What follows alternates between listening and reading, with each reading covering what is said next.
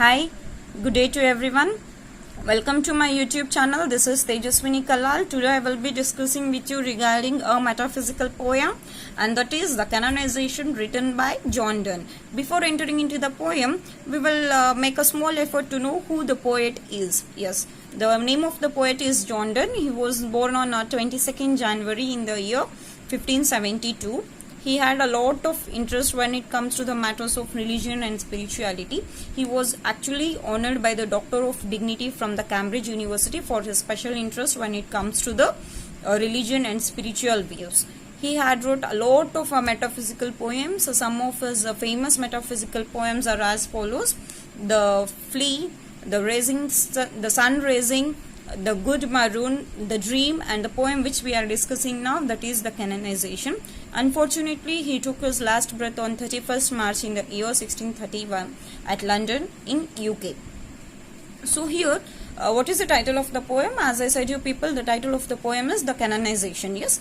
What does the word canonization mean? We need to know that particular term first.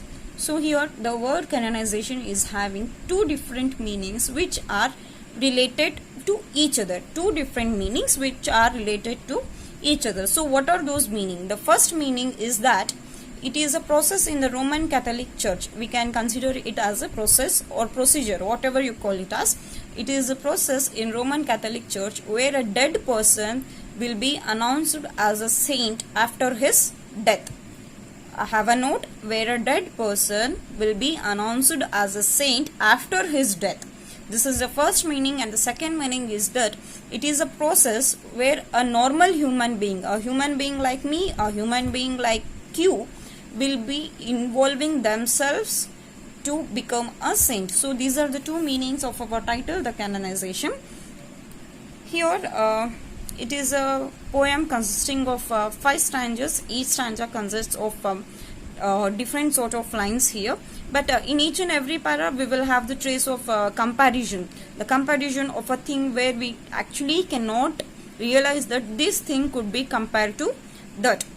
So I will be I would like to give the explanation in both the languages, that is in English and Kannada.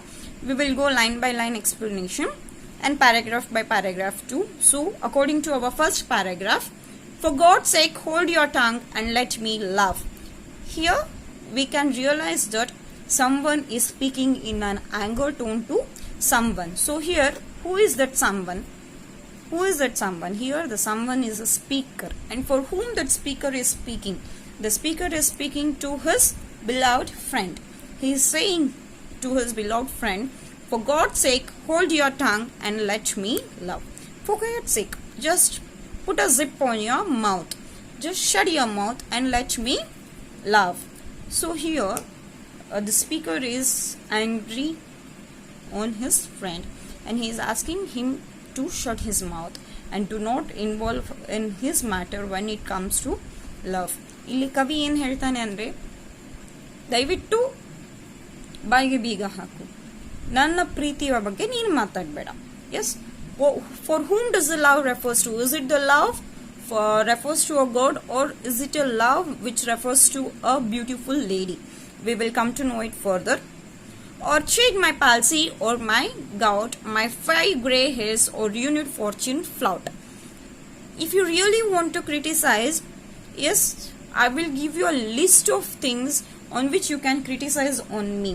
Some of them are, you criticize on my palsy. What do you mean by palsy? Paralysis. Yes, where a part of body will stop working completely. He says, if you really want to criticize something, then criticize my health issue. You criticize on my paralysis or my gout. Here gout refers to a sort of joint pain in our kneecaps. Yes, if you want to criticize, then criticize on my 5 new grey hairs. I have got 5 grey hair.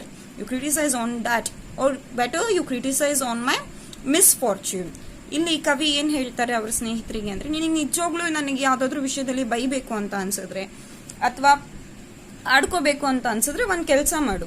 ನನಗೆ paralysis ಇದೆ ಅಲ್ಲ, ನನಗೆ ಲಕ್ವ ಇದೆ ಅಲ್ಲ, so ನೀನು ನನ್ನ ಲಕ್ವದ ಬಗ್ಗೆ ಮಾತಾಡು, ನನ್ನ ಲಕ್ವದ ವಿಷಯದಲ್ಲಿ ನನ್ನ ಕ್ರಿಟಿಸೈಸ್ ಮಾಡು.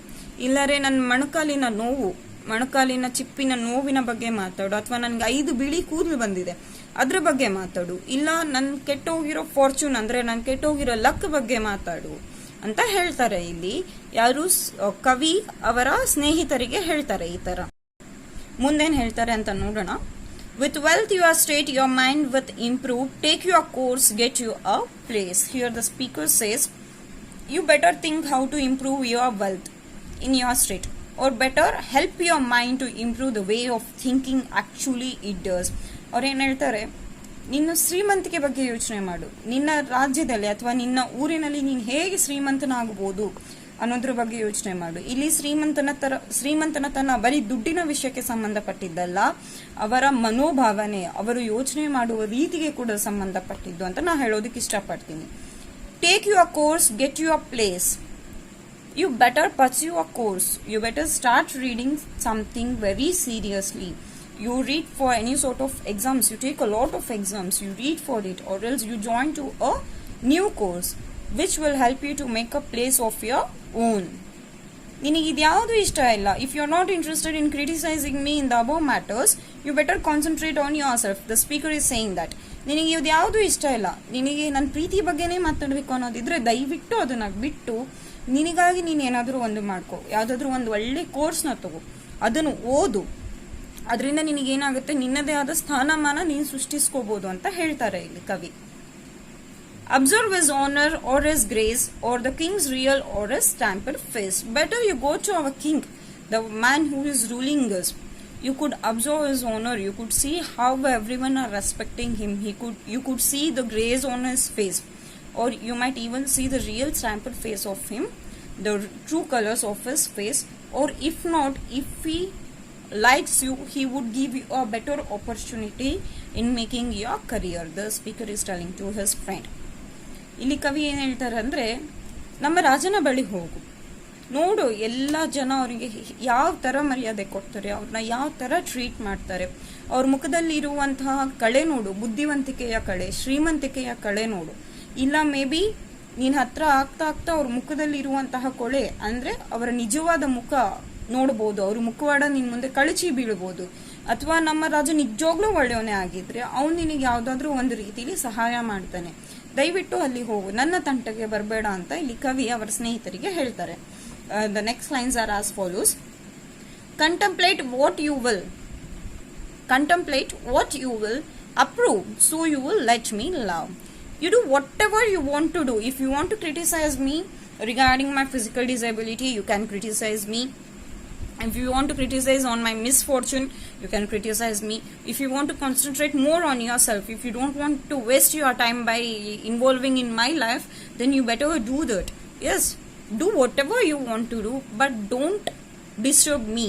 Leave me alone for God's sake, so that I could love my love. So ಇಲ್ಲಿ ಕವಿ ಏನು ಹೇಳ್ತಾರೆ ಅಂದರೆ, ನಿನಗೆ ಬೇಕಾಗಿರೋದನ್ನು ನೀನು ಮಾಡು ಮಾರಾಯ, ನಿನಗೆ ಬೇಕಾ ನನ್ನ ಬಗ್ಗೆ ಮಾತಾಡು, ನನ್ನ ಫಿಸಿಕಲ್ ಡಿಸಬಿಲಿಟಿ, ನನಗೆ ಲಕ್ವ ಇದೆ, ನನಗೆ ಮಂಡಿ ನೋವಲ್ಲಿ ಮಂಡಿ ಚಿಪ್ಪಿನಲ್ಲಿ ನೋವು ಬರುತ್ತೆ, ಅದ್ರ ಬಗ್ಗೆ ಮಾತಾಡು, ನನ್ನ ಬಿಳಿ ಕೂದಲು ಬಗ್ಗೆ ಮಾತಾಡು. ಇಲ್ಲ ಇದ್ಯಾವ ವಿಷಯನೂ ಮಾತಾಡೋದಿಲ್ಲ, ನಿನ್ನ ಟೈಮ್ನ ನೀನು ವೇಸ್ಟ್ ಮಾಡೋದಕ್ಕೆ ಇಷ್ಟಪಡೋದಿಲ್ಲ ಅನ್ನೋದಾದರೆ ಯಾವುದಾದ್ರೂ ನಿನಗೆ ಉಪಯೋಗವಾದಂಥ ಕೆಲಸಗಳನ್ನ ಮಾಡು, ಬಟ್ ದಯವಿಟ್ಟು ನನ್ನ ತಂಟೆಗೆ ಬರಬೇಡ ಅಂತ ಹೇಳ್ತಾರೆ ಇಲ್ಲಿ.